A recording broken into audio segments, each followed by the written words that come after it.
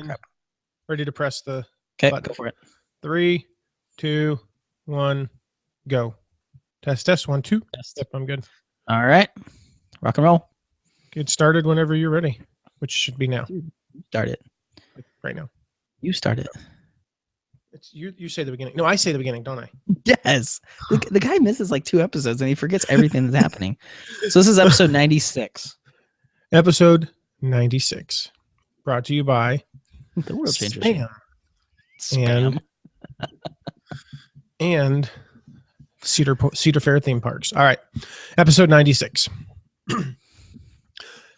Have you ever felt burned out? I mean, really, really, really burned out. You wake up tired, you go to bed worn out, and the rest of your waking hours are filled with anxiety and irritability and this feeling of hopelessness. Well, in today's episode, we'll share 4 ways to overcome burnout and start enjoying your life again. Welcome to the World Changer Show with Matt McWilliams. I'm your host, Mark Severcrop, a world changer just like you and Matt. On each show, we're going to bring you an inspiring person or message to help you unleash the world changer inside of you and live with passion, lead with purpose, and leave a legacy. Thanks for joining us today. Now let's get started. Hey everyone, welcome back to the World Changer Show. You are listening to episode 96. And as always, you can find everything that Matt and I will talk about today, including the unedited video cast of the show, on the show notes page at mattmcwilliams.com/096. Now, today's going to be a little bit different because today is actually part 1 of a 2-part series on how to overcome burnout and enjoy your life again. Today, we're going to talk about the first 4 ways to avoid burnout. And in part 2, we'll talk about ways 5 through 8. And this is a topic that I'm particularly interested in, Matt, because I felt the way that you described in the intro. You know, it's strange and it's a somewhat terrifying experience when you realize that the things that used to bring you so much joy are now literally sucking the life out of you. Have you ever felt that way, or is it just me? It's just you, Mark.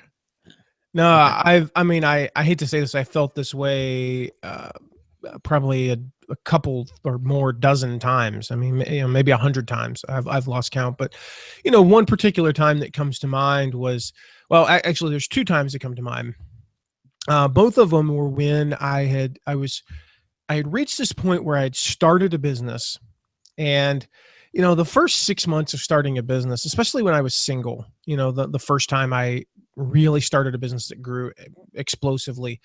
Mm-hmm. We were still above the CFO's garage. We had like 4 employees and 3 of us. And we were in that phase where, honestly, working 14 hours a day, 7 days a week wasn't that big of a deal. And, I woke up and I immediately got to work. I went to bed after working. I worked all day. I worked Saturdays and Sundays. I never really took a break. And I did that for about 6 months. And we went from making a few $100s a day to $1,000 a day to a few $1,000s a day. And that passion, that excitement it fueled me. It kept me going. But we reached this point. Again, like I said, I've been through this exact experience twice now. We reached this point where we were making probably $5,000 to $10,000 a day. We were in this middle part. And we'd actually started paying ourselves a nice wage, like I could actually live off of this, this amount of money and even have some left over. And I started doing things, like future oriented, like investing. I bought furniture, again, I was single. I was single, living in a little rinky dink 1-bedroom apartment. And I was able to move to a nice 3-bedroom apartment and buy furniture. And I had a bed to sleep in that wasn't 112 years old. And, I had nice stuff. I had a nice car. And like I said, we were growing and we had probably 25 employees. And that's when I kind of hit the wall. I hit this, I was just burned out because I was still working the same number of hours, but we weren't progressing as fast, because going from 0 to a couple $1,000s, while hard, and it's probably your most challenging phase, it also happened so rapidly. Going from a couple $1,000s to $10,000 or more, and eventually we got it even to where we were doing well in excess of $1 million a month, is a very it's a slow process. It's a gradual process. And I equate it, all the listeners know that I grew up playing golf. And the thing is, like, when you're growing up playing golf, when you start playing golf, breaking 100 for the first time might take you a few months of solid practice. Breaking 90 will probably take you, and these are your scores, and the lower is better. You want less strokes. Breaking 90, a couple more months, maybe. And again, keep in mind, when I was growing up, I was playing every single day, 8 to 15 hours a day, so right. My progression was even faster than, say, if you were working a full-time job and just practicing on weekends. Breaking 80 is, again, it's another, maybe this time it might take you 6 months. Well, breaking 75 might take you another year. Breaking par might take you years to get to. Consistently breaking par could literally be a decade or more. And so each level gets harder and harder and takes longer and longer. And so that's where we were. So I wasn't seeing this, like, there would be days or weeks where we didn't make more money than we made the last week. And in that business, money was the only scorecard. That was how we measured success. And I just remember feeling burned out. And I remember, like, every day, I ran multiple departments within the company. I was responsible I was doing sales, but I was also doing the marketing, and I was also doing a lot of the writing and the design for the company. And I remember, like, I would get to the office at 7:00 in the morning, and I would design and I would write. About 8:30, our team started rolling in, and from 8:30 to 5:30 every day, all I did was manage the team and do sales calls. Like, I would do a sales call and then work with the team, and then I'd have a meeting, and I was doing my best to really get people fired up. And I remember every day at about 5:45, 6:00, when finally the last person on my team would leave, I would sit in my chair, I would turn the lights off in my office, I would turn the fan on, and I would just vegetate for like 15 minutes. And then here's the thing. I didn't get in my car and go home. I had another 3 or 4 hours of writing and designing and following up on sales calls to make. And it was unsustainable. I was burned out, and I just about had a nervous breakdown. And finally, a friend of mine, who was the CEO of the company, said, he's like, dude, we got to get away, like, just for a weekend. I was like, man, I have so much stuff to do. No, you got to get away for a weekend. We got to get away just for a few days. And like I said, I've been through that experience twice. And so today I'm excited because we're going to talk about some of the things you can do to actually, first of all, avoid getting in that situation. But if you do find yourself in that situation, some of the things I've learned from being in that situation, like I said, at least a few dozen times. So I'm excited about today, Mark. Yeah, definitely. And, I think that's one of the things that's really beneficial is you've gone through this and you know what it feels like. This isn't intellectual. You didn't read this in a book. And this is actually something, that's interesting because you and I talked about this, long before we were working together. And when I was feeling drained and I didn't know what to do, I asked you how you dealt with it. I asked you how you dealt with burnout.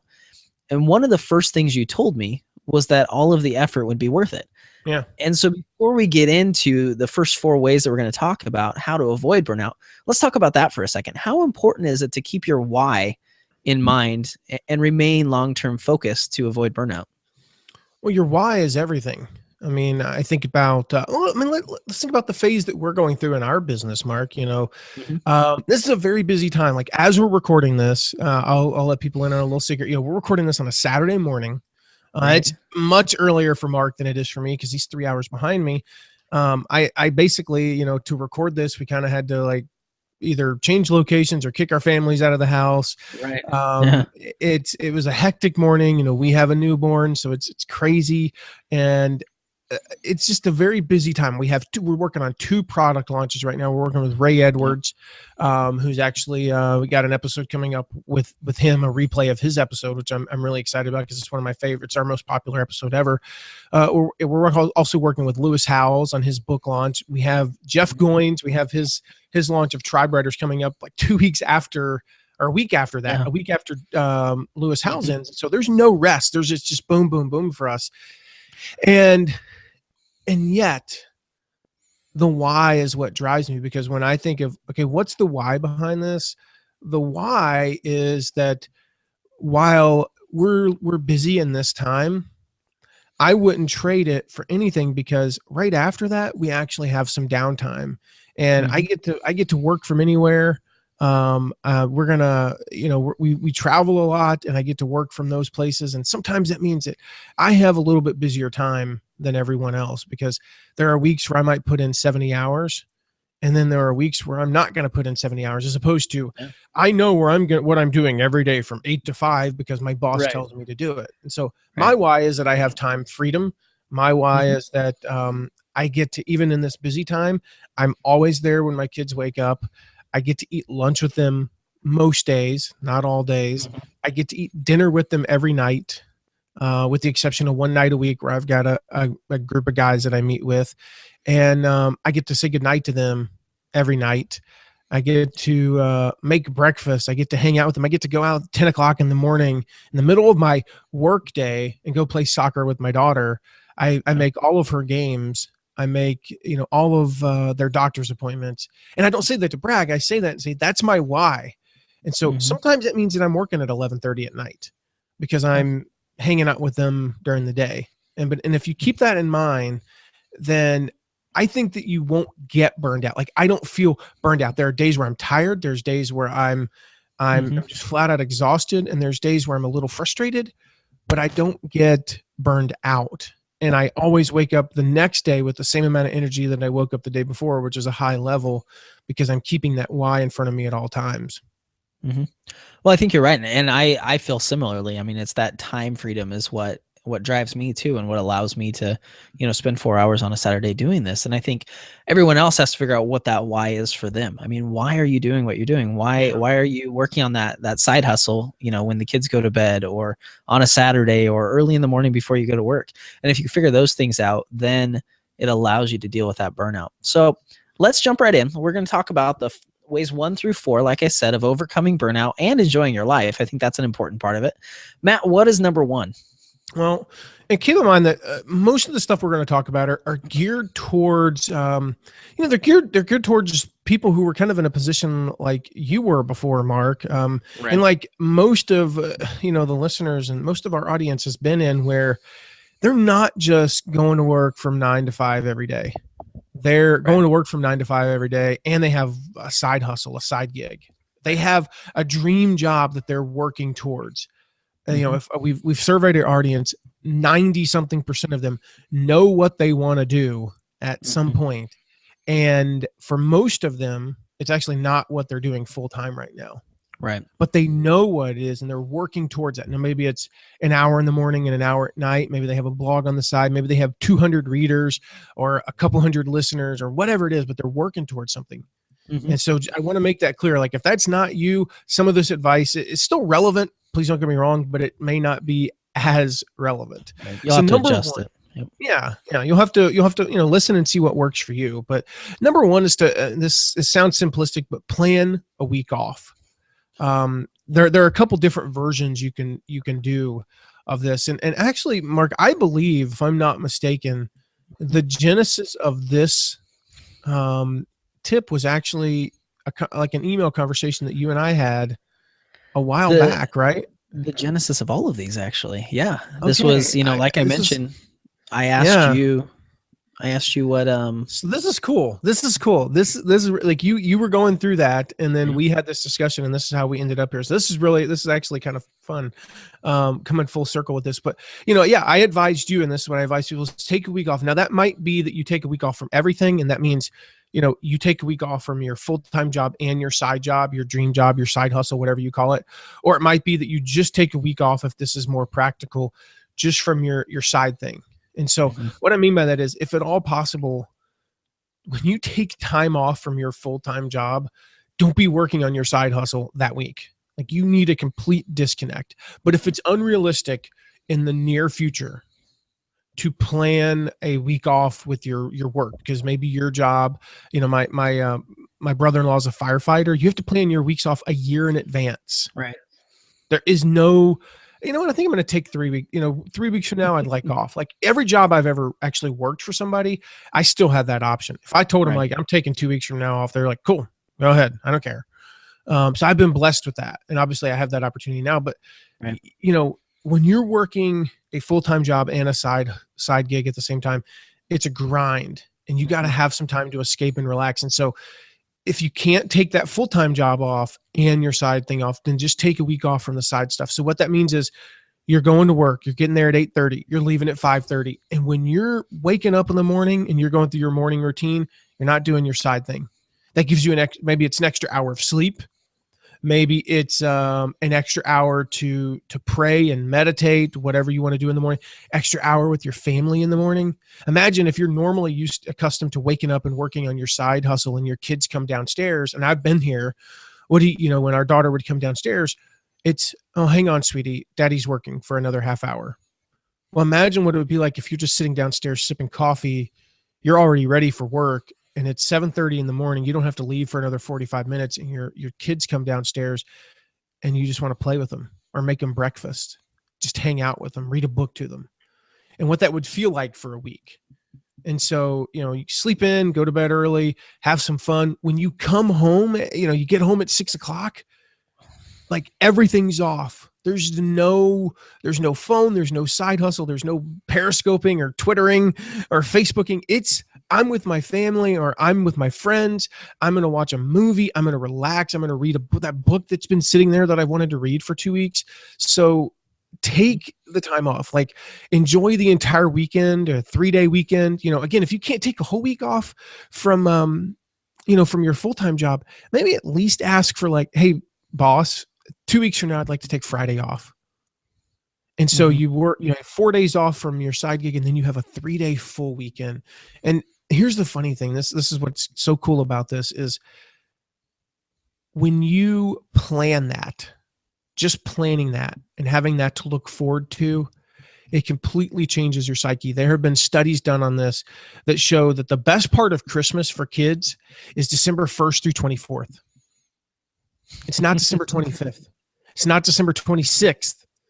It's actually a little bit of a letdown, as a matter of fact. And it's not because they didn't get what they thought they were going to get. It's anticipation is one of the most exciting parts of things. So when you plan a vacation, you plan a 3-day weekend, start thinking about it. Start making a note, writing down, here's what we're going to do. Here's what we're going to do during that time. I wrote a post called, I think it's called Find Something to Look Forward to. And it's about like the best part of Christmas for kids and how you find stuff to look forward to. And so make that list in advance, weeks in advance. Like, here's what I'm going to do with my week off. Here's what I'm going to do with my 3-day weekend. Here's what I'm going to do with my nights and mornings, and start thinking, like, just visualizing that, how cool it's going to be. Maybe it's that maybe for a week you get off early from your full-time job. Maybe you don't get the whole week off, but maybe you get to go pick the kids up from school. Mark, I know now, like you went forever without being able to pick your kids up from school, and now you get to, and you know how cool that feeling is. So, or that it's, whatever, you're going to be there when they get home from soccer practice. You're going to get to go to a couple of their games that week instead of missing them, and start thinking about what that's like, because that anticipation is powerful. Yeah, it is. It is. And I did this, I was blown away. I knew that taking the time off would make a difference, but I did not, even though you told me, I didn't anticipate how much just the anticipation helps. Yeah. And it was immediately. I mean, immediately once I planned it, it was like there was this stress relief, and there was this, it's like as soon as I knew there was an end, there was going to be a spot where I could stop for a second and relax and reset. It completely made a difference. And it helped so much, just like you said, anticipating having the time off, and then having the time off was absolutely, beneficial as well. So what's number 2? Well, the second way is to keep your time off simple. Now, I know when I wrote you, I talked about how I had a friend of mine kind of argue with me about this, and he was like, "Well, no, if you're gonna take time off, like you got to plan all this stuff," and that's sort of what I just said. Like I didn't say, but notice that I didn't say you got to plan these big things. It was like, plan on picking your kids up from school, and visualize what that would look like. Plan on watching a movie with your family. If this is tough for you and you're burned out, for the love of your sanity, do not plan a trip to Disneyland. Promise me that. Like, that's stressful. I've done it. We went with 13 people and I almost killed all 13 of them. No, but seriously, like, this friend that we were talking about said that, well, I wouldn't be able to do anything but sit at home. And, he said that, well, and this was you. This was I you was that we gonna were talking say, about. I Oh don't my know what you're goodness. talking about me in the third person. Yeah. Oh my Yeah, that goodness. was This weird. is so weird. Like I said, I forget that this was just, but you were talking about how, your wife wouldn't get home at the same time as you. So if I took a week off and I'm sitting at home and my wife's, getting home at 6 o'clock, like that's just going to be weird. And I remember I just said to you, I was like, well, what's wrong with sitting at home for a week? I mean, Right. what's wrong with that? Like, what's wrong with picking up your kids at school? What's wrong with taking your kids to school? What's wrong with making your kids breakfast? What's wrong with literally, what's wrong with once a year or every couple of years when you're burned out from sitting at home and channel surfing for a little bit? Like, you Right. got, like, the listeners know, we don't have television. I don't ever watch television. But I'm not saying that you can't watch television. I just choose not to. So maybe it's Right. what's wrong with sitting at home and reading an entire book during the course of a day? Or what's wrong with sitting at home and watching all of the Lord of the Rings trilogy? There's nothing wrong with that. Now, am I saying to do that for a month? Am I saying not to do that 52 weeks out of the year? Of course not. But what's wrong with doing that for a week or a day or a 3-day weekend? There's nothing wrong with that. When I originally had that conversation with you, Mark, I had literally just come off of this stretch where we hit our goals for the year with a client. I had nothing to do for like 2.5 weeks, literally nothing. And we had planned it. We said with this client, it's our biggest client back then, and Q4 was their biggest time, fourth quarter of the year, their big retail client. We basically said the moment we hit our goal for the year, I'm taking the next day off, and I'm taking off until January 6th. And we had planned that in advance. So that meant that if we didn't hit our goal till December 28th, I was getting a week off. If we didn't hit our goal till the last day of the year, I was getting 5 days off. But if we hit our goal on December 17th, I was done. And we hit our goal, I think it was December 19th. And I had 17 or 18 days off, whatever it was. And we never went anywhere. Life just moved slower. We just enjoyed our time. And so, like I said, if you have kids, take them to school, pick them up, go see your spouse for lunch. That was one of the coolest experiences years ago when I had some time off that my wife didn't. And she also went through a time where she had some time off that I didn't. Like, the company was just closed that time. Well, she was still working. I wasn't. And she didn't have enough vacation time that she could take off during that time for whatever reason. I don't remember the logistics. Maybe she'd been sick or something earlier that year.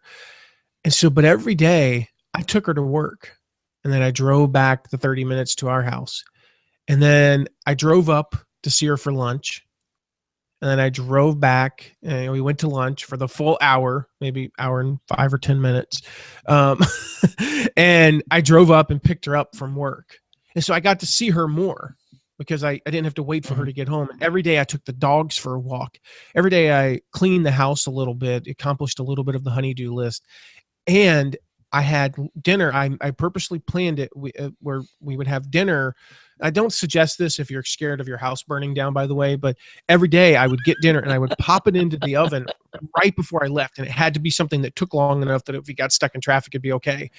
And, I had dinner ready for her when we got home, and it was just life moved at a different pace. So that's the thing, is just keep that time off simple. Again, plan your trip to Disneyland, train your trip to Europe. But if you're burned out right now, the last thing you need is bookends of 14 hours of flights and layovers and all that stuff. I think it is funny that when we're getting burned out and worn out, the first thing we think of is we've got to go do something, and I think you address that pretty well. But it's funny, like you mentioned that, and it's, I think about the fact that every single time I take a vacation, I come home more tired than I left. I mean, every single time. But for some reason, when you and I were having this conversation, my first thought was, well, I can't go anywhere. And you're like, you're an idiot. Why would you go anywhere? Yeah. I mean, there's a time to go somewhere, and there's a time to go experience stuff. There's a time to go cliff diving in Hawaii. There's a time to go on a hike. And maybe going hiking or running is a part of your time off. Don't get me wrong. Imagine if you're not working on your side hustle, how much longer your workout can be in the morning or the evening. Maybe that's more time to go play basketball with your friends. I'm just saying, don't eliminate stress for that period of time. Focus on just keeping it simple. This is the KISS method. Keep it simple, stupid. Just like don't do anything other than, like I said, maybe making breakfast for the kids or hanging out with the kids and planning a tickle fight, things like that. And and maybe just maybe there are a few things that you do plan, and again, not a ton of them, like cleaning your your home office or whatever, so that when you come back the following week, you're rejuvenated. That actually every Saturday, again, I mentioned we're recording this on a Saturday. As soon as we're off this call, or off recording these episodes, I'm going to clean my office, because when I come in on Monday morning, I feel more rejuvenated when I have a nice clean office that smells good, looks good, and doesn't, I there's dust on my desk and it's driving me nuts right now. So, right. All right. So far we have number 1, plan a week off. Number 2, keep time off simple. So what is the third way to overcome burnout? All right. Number 3 is eliminate something from your schedule right now. And what I mean by that is, I want you to look at your schedule for the next 2 weeks. Take an inventory of things. I'm talking about daily things. It's not like eliminate that one call with Joe that's going to take me 15 minutes next Thursday. Oh, wait, congratulations. No, I want you to eliminate something immediately. I don't care what it is. Again, within reason, like eliminate going to work. That's not a daily option. I mean, you could do that if you're ready to pull that trigger, but it's preferably it's a task that a project with the lowest ROI, the lowest return on investment. And so maybe that's, you're not going to be on Facebook anymore. If that's part of your platform building, or your side job is trying to be on Facebook, and you're noticing, here's an example. You're a blogger. Let's speak to a portion of the audience as an example here. You're a blogger. You currently spend 30 minutes a day on Facebook, and you currently get 1,000 hits a day to your blog. 4 of those hits are from Facebook. And you spend a half hour on Twitter, and you get 500 hits. I'm going to go out on a limb and say you should probably just give up Facebook for a while. Again, if you're burned out. Now, this is not the message where I say, oh, it's not going well for you, just give up on it. For a season, it's time to give up on Facebook, because you're not seeing the return on investment. And that's just an example. Maybe it's eliminating Twitter after 7 p.m. There's an example. Like, if you look at your traffic, and again, you got to study this and go, well, I just don't get that much traffic after 7 p.m. So why am I on Twitter then? What am I accomplishing? And spend a few extra minutes with your family. Or, what I did was I used to read about 6 books a month. And I just said, and this is complete opposite of most advice. I said, what would my life look like if I spent 15 minutes a day less reading and actually doing something? So instead of opening that book for 15 minutes a day, I still read for 45 minutes a day, but for 15 minutes a day, I'm going to engage in a conversation with my wife. It's life-changing stuff. And I seriously don't think that if I go from reading 72 books a year down to 60, it's really going to make that drastic of a difference in my life.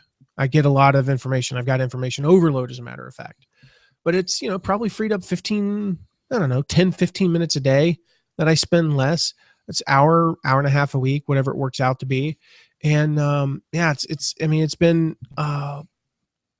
huge for me. So the thing is to make a conscious decision to sacrifice something, whether it's those 4 hits a month from Facebook, or, the few really good conversations you have on Twitter after 7 p.m., whatever it may be.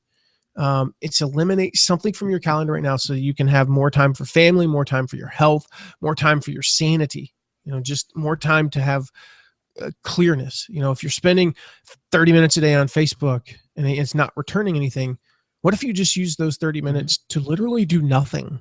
What if you use half that time to meditate and half the time to chill out with your family? What if you use half the time to, what if that gave you 30 minutes a day to go cook the meals for your family and free up a little bit of time for your spouse? What if it was 30 minutes that you spent pursuing a hobby? It was just some downtime. So find something on your schedule. One thing, eliminate it right now. Maybe you could use that time to sleep. Instead of 30 minutes on Facebook, you get an extra 30 minutes of sleep at night. I mean, there's all kinds of ways you could spend that time. Yeah, definitely. And I think it's important. And you touched on this a little bit, but we're talking about being intentional. and I think that's the distinction you're drawing here is Yep. it's okay to intentionally say, I'm going to sit on the couch for 30 minutes, or I'm not going to do anything all day long today. It's not okay to do that because you're lazy or because you just don't feel like doing something else. That's an important clarification. That's a very important clarification, Mark. I'm putting time on my calendar. When we had our newborn Giovanni, I put time on my calendar those first 2 weeks that said nap. It said nap. Like that time was reserved for nap. It's not because I'm lazy. It's not because I'm whatever. It's because we have a newborn. I'm up all night. My wife is nursing. I needed a nap. And that means you feed him every 3 or 4 hours at night. And I knew I would need that. So I was intentional about it. I didn't just take a nap because I wasn't feeling particularly great or because I'm bored, so I'm going to take a nap. No, I put it it literally said someday it was from 2 to 3 nap, and I would take a nap. Right. Yeah, that's, I thought that was an important distinction to make. And I think most people are picking up on that. But along this lines of saying no to something or eliminating something from your schedule, we talked about that back in episode 82, and I'll link to that in the show notes. But we talked there about how very successful people learn to say no to things. And sometimes it's a tough thing to do because you like doing those things, or you feel like you're letting somebody down, or it's important, or somebody else tells you important, which doesn't necessarily mean it's important, but they tell you it is. But it's amazing what eliminating something from your schedule will do for your stress level. So we have, number 1, plan a week off. Number 2, keep time off simple. And number 3, eliminate something from your schedule. What's number 4? Well, the fourth way to overcome burnout and start enjoying your life again, this is what we're talking about. It's just getting back to that period where it's like life is enjoyable, is to create a daily ritual with family. And if you don't have a family, that's close, this could be with your friends, find some friends, a group of people that you normally associate with on a regular basis, find something to do with them that you rarely miss. So this is something that's always on your schedule. So, it's daily that we're going to do whatever. And then B, that you look forward to. This goes back to what we talked about earlier, like, having that anticipation. So if you're going to schedule something at 7 p.m. every day and you're looking forward to it throughout the day, it keeps you going, gives you something to look forward to. And, it could be reading together at night with your family or playing a quick game, from 7:30 to 7:45 every night, we're going to play a game. Or till 8 o'clock or whatever. It might be that, maybe if you're a dad, and you have a son, that you enjoy a dessert together while you talk on the porch. It doesn't matter what it is, but it should be something that you're excited about, that you rarely, if ever, miss. This is something you're going to do every day. Maybe it's every Monday through Friday or, whatever, but you put it on the calendar essentially. And not essentially, like you really do put it on the calendar. And what I mean by that is you actually do plan your day around this event, and that's going to get you through that daily grind. It's going to assure that you spend time on the most important things. And so it's a daily ritual, something that you do with other people that you look forward to. Now, you could also add some stuff that you do on your own as well. But again, it's ritualizing a fraction of your life. Not, well, I know I have a meeting at 10 a.m. and I have I have a conference call at 12 every day, and I've got to do, this, things that I don't look forward to. It might literally be, again, when we're talking about daily rituals, it might just be that your daily ritual is that every night you eat together as a family, but you're intentional about it. You're intentional about when you do it and how that goes. And so what that means is at 6 p.m., you start preparing the meal, and the kids help prepare the meal. And at 6:30, we sit down to eat the meal, and we pray for, over our food beforehand, or we all say something that we're thankful for about that day. And then for 30 minutes or so, and this sounds structured, but it's actually, the structure is actually freeing in this sense. For 30 minutes or so, we sit and we enjoy our meal. We talk, we give each person 5 minutes to talk about their day. We share, a high and a low from the day, whatever. And that sounds like a ritual, but it also kind of sounds like family. That's what family does. And if you ritualize that, then you'll actually find that freedom and something to look forward to throughout the day. And that's going to help you through those times where, you may feel a little bit burned out. Mm-hmm. Yeah, I think that's, so important. And the idea of having this ritual that you look forward to, like you said, completely gets you through everything else that goes on that day, because it's non-negotiable, and that's what happens. I remember Stephen Covey talked about that, about how you take the most important things in your life and you plan those first, and this is exactly what you're doing, because these are the things that if you don't do them lead to burnout, and if it leads to burnout, then nothing else matters. So before we recap, Matt, I'm just kind of curious, what's the daily ritual you have? Well, it varies based on the season. And so there was a time recently when our daughter Araceli was in soccer season, and we've since adjusted this. But our daily ritual was, I got up, and we also had a newborn, so that changed things, of course. The daily ritual was, I got up, we had breakfast together, she and I, while my wife Tara nursed Giovanni. And so she and I kind of had our time in the morning. We had breakfast together. We got ready. We went out and played and practiced soccer for about a half hour. And then we came in. And then the rest of the day was a very typical day. I started working. I did my workout. I got ready for the day. You and I had our daily meeting. And, we went about our day from there. But that was part of my routine. And I looked forward to that every day. And it really kept me going. Right. And then the nightly routine, the one thing that we kept, that we've kept consistent forever is we at night, at approximately 8:00, we have our family devotional, and we sit down and I read to them, and we pray together as a family. And it's very routine, but in a good way. The one thing that has changed on that is now that Araceli is able to read. She just turned 4, and she can literally read everything. It's crazy.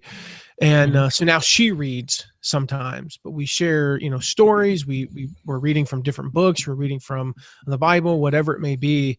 And we have that time. And I mean, it's one of those things that, like, every day around 4 or 5 o'clock, I start to look forward to that time each night. And it really becomes a part of our routine.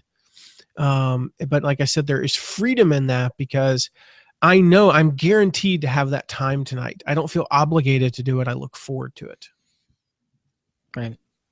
Well, that's that's really neat. And I think it's important for people to hear what you do, because it gives them an idea of what they can do. And ours is very similar. We do the same thing, about 7 o'clock, typically, the kids have finished with baths or whatever. And we sit down and we read. My daughter's in first grade. She's in first grade, not second grade. And, so she has books she brings home, and she's, driven to read books and take the tests on them and get the points that she gets. So she'll read for a little while, and then, there's a book that I read for cash. And then if time permits and there's not too much homework or anything, then, we sit down and we're reading through the Chronicles of Narnia, and reading those to Brooklyn. And that's fun. We just got those. We just got those for the kids. That's going to be fun. They are so much fun. They're such great movies. So it's been neat, because part of our ritual is we'll read the books, and we're in the third one now. And for the first 3, Walden Media has created movies for them. So we have this goal. And after we finish the book, then we'll sit down and watch the movie, like on a weekend. So that's been really fun. And that's kind of our ritual, is sitting down and reading. And it's been really fun to see how, we'll get to that point now. And my son, who's 2, he's almost 3, I'll say, okay, well, let's get ready to read. And he'll run over the bookshelf and grab the book that I read for him. And he'll run over and he'll set it down by where I sit. And so it's really neat to see that not only does he know what we do, but he looks forward to it. And it's something that he's excited about.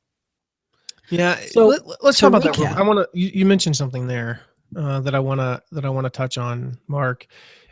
And you observe that in kids, and if we could be more like them. So every night when we finish our reading, for months, Araceli would ask habitually, "What are we going to read about next, Daddy?" And I would flip it over, and then I would tell her. And then once she was old enough, the ritual became that she read what we're going to read about next. And it's interesting to note that, because when she said that, the excitement in her voice, what are we going to read about tomorrow? We're talking about 24 hours from now. What are we going to read about? Yeah. And while it was a habit, It was something fun. And I will say that as a parent, those are some of my favorite words. What are we going to read about next, Daddy? And the excitement that I heard in her voice. And I think that that's one of the ways that we as adults, good old boring adults, can avoid burnout, is by having that, what are we going to read about next attitude? What are we going to do next? What are we going to do, even if it's 2 Fridays from now? What are we going to do 2 Fridays from now? And having that excitement about what's next in our lives instead of that dread. And here's the thing, excitement doesn't just happen. You're going to create that excitement. You're going back to what you said, Mark, you got to be intentional about it. We're going to be intentional about creating those moments and those events and those times in our life that we both look forward to, but we also look back on and say, that was what I needed in that moment. Yeah, I completely agree. And again, like you mentioned earlier, Matt, we'll link to the post you did about finding something to look forward to, which is exactly what you were talking about. So to recap, ways 1 through 4 to overcome burnout and start enjoying your life are, again, 1, plan a week off.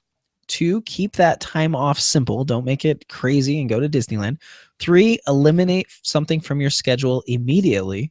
And then 4, have a daily family ritual or a ritual with your friends that you look forward to and you very rarely miss. Now, in part 2 of this episode, we're going to talk about 4 more ways to overcome burnout in your life. And yes, I was this dense that Matt had to come up with 8 total ways to help me to overcome burnout. But in the meantime, we'd invite you to text burnout, all one word, to 33444. And that will get you Matt's free 12-step guide to handling stress, which, of course, stress comes right along with burnout, and it either leads to it or it's caused because of it, one of the two. So if you'd like to get that 12-step guide, you can text burnout to 33444, or just go to the show notes page at mattmcwilliams.com/096. Today's quote comes from Ellen Cossack. I think I'm saying that right, Cossack. And she says, burnout leads to accidents, arguments, breaks relationships, and costs the bottom line. Do you have any final thoughts on that quote, Matt, or avoiding burnout before we finish today? Yeah, listen to the next episode because we've got those 4 more ways. But I mean, that quote is so true. I mean, when you're, all the studies show that when you have, who causes the most accidents, it's actually not drunk drivers. It's tired drivers. It's exhausted drivers. It's drivers who haven't had enough sleep. And when you're burned out, your energy levels are depleted, and you're simply that's when you're at your worst. When you're tired, that's when you're going to get into more arguments. I mean, the most stress that we've experienced in our marriage when we had a newborn, not because of necessarily the stress of a newborn, because there's really, yes, my wife has to feed the newborn, don't get me wrong. But for the most part, baby sleeps 18, 19 hours a day. It's not like there's a ton to do. It's from our lack of sleep. We're on edge. Right. So, look at that. Accidents, you're prone to errors, arguments, breaks relationships, costs the bottom line. It's such a spot on quote, whether it's because you're tired, you're burned out, or, or you're just not all there mentally because you feel like you've been in this monotony of life.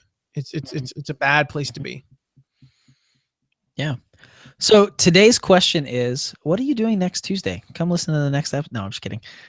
Today's question is, what are some ways that you have overcome burnout? What do you do? There's some other ways that I'm sure you know of. So go to mattmcwilliams.com/096 to answer that question.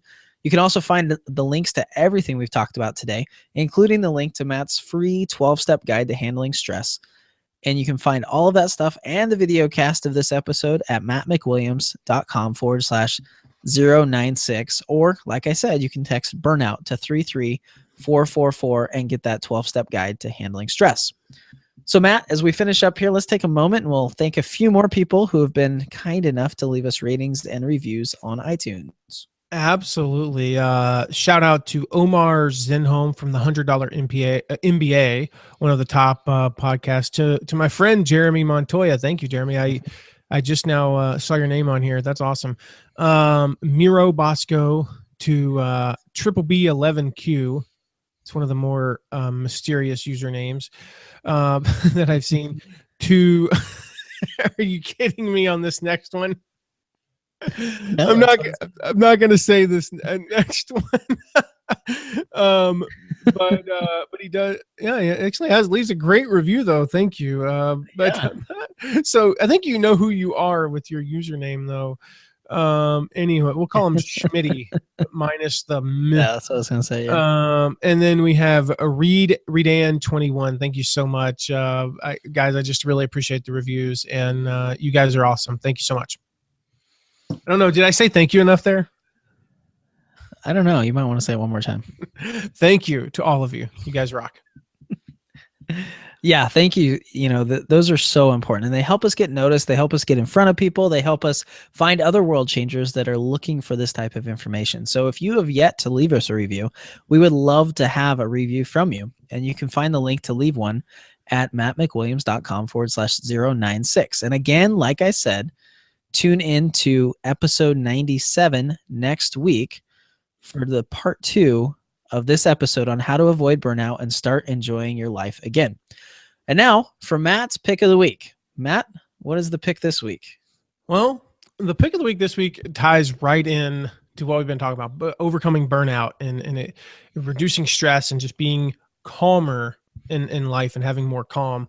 And that is an app that you can get on the iPhone or iPad. I believe it's on Android as well, but I know it's on the iOS. And it's called Calm. And so if you just go to the App Store, look up Calm, it's a completely free resource, completely free app. There is an upgrade, it's a freemium. I will tell you, my experiences, the paid version is worth it for certain things. And so get the free version and look at it and say, what I need it for this, but and decide if that's for you. But the free version is outstanding. I used the free version for 4 months before I ever upgraded. The upgrade is, I think, $3 a month or something, but it's a meditation app, and it's not like this weird woo-woo meditation. That's what we're talking about.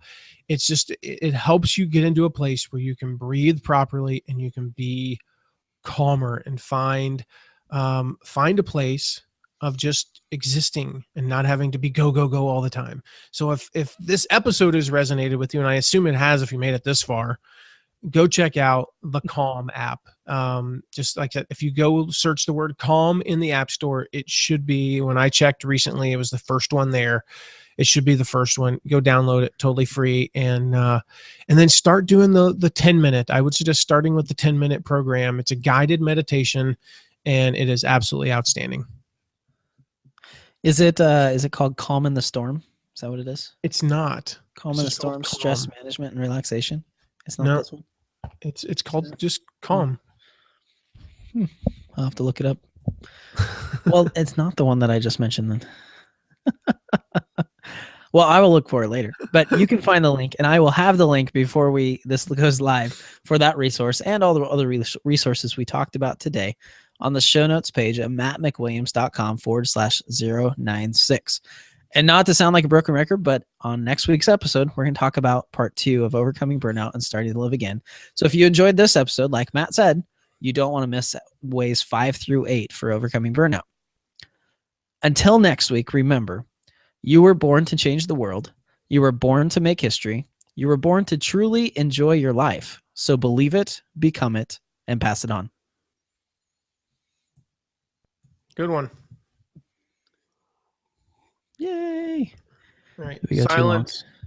Yeah, it is. We'll make the next one shorter. A little bit of silence. I'm going to run to the bathroom, and then I'll come back and go. Okay. We got to go off screen for a second. Okay. Yep.